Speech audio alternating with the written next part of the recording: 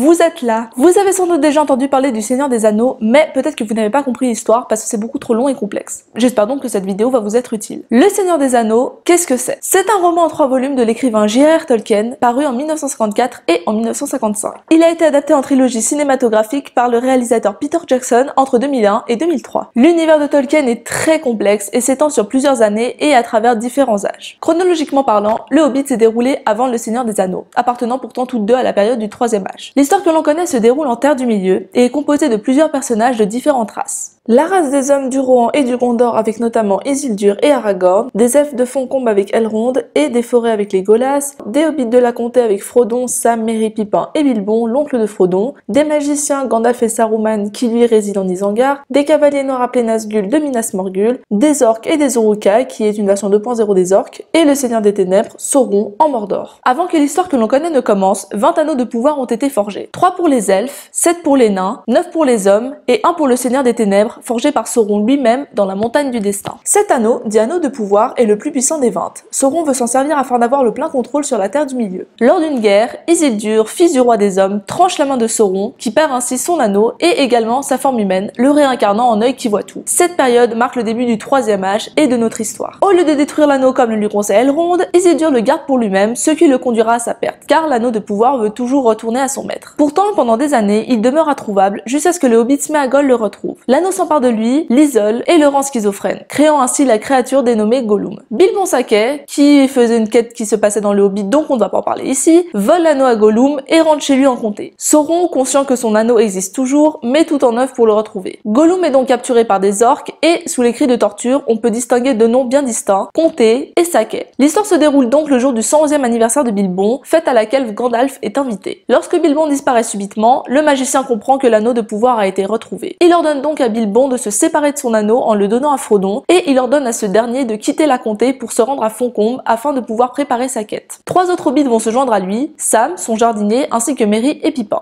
De son côté, Gandalf se rend en Isengard afin de prévenir Saruman que leur ennemi commun est de retour. Malheureusement, ce dernier, corrompu, s'est allié à Sauron. Du côté de Frodon, nos 4 compères sont pourchassés par les Nazgûl. Ils doivent donc se rendre à Bree où ils font la connaissance d'Aragorn, descendant d'Isildur et héritier légitime du trône de Gondor. Lorsqu'Aragorn repère l'anneau de Frodon, il se décide de lui venir en aide. Leur périple les mène jusqu'au Mont Venteux où une lame de Nazgûl blesse Frodon. Il doit donc être emmené d'urgence à Foncombe. Soigné, il retrouve ses compagnons de voyage, mais également Gandalf. C'est lors du conseil d'Elrond que la communauté de l'anneau va être créée. Elle a pour but d'escorter Frodon jusqu'en Mordor, à la montagne du destin, où l'anneau pourra être détruit. Pourtant, c'est lors d'une guerre contre les Uruk-hai créée par Saruman que la communauté va être amenée à se diviser. Grâce à une diversion de Merry et Pippin, Frodon et Sam parviennent à s'enfuir en direction du Mordor, laissant leurs compagnons de route derrière eux. L'histoire va maintenant se concentrer sur le périple de Frodon et Sam, mais également sur la résistance des peuples de la Terre du Milieu face à Sauron. Les membres de la communauté restant se rendent au royaume du Rohan, où une première guerre contre les orques et les Uruk-hai de l'Isengard éclate au gouffre de Helm. De leur côté, Frodon et Sam rencontrent la créature Gollum, qui, après de nombreux périples, les conduit à la tanière d'Arachné afin de récupérer l'anneau. Son plan échoue, mais Frodon se fait tout de même piquer par Arachné avant de tomber dans une sorte de coma et de se faire capturer par les orques de la tour de Cirith Ungol. Sam, qui avait récupéré l'anneau, sauve Frodon et tous deux se mettent en route pour le Mordor. En parallèle, une nouvelle guerre éclate entre les peuples de la Terre du Milieu et les orques de Minas Morgul et du Mordor. Ces derniers étant éradiqués, les survivants se rendent en direction de la Porte Noire, qui est l'entrée du domaine de Sauron, afin de pouvoir créer une diversion et de permettre à Frodon et Sam de détruire définitivement l'anneau. Mais Gollum, qui les avait suivis, se jette sur Frodon afin de récupérer l'anneau, avant d'être poussé dans la lave par celui-ci. L'anneau est donc détruit, la tour de Sauron s'effondre et la montagne entre en éruption. Sauvés de l'éruption puis soignés, Frodon et Sam retrouvent leurs compagnons de route qu'ils n'avaient pas vus depuis très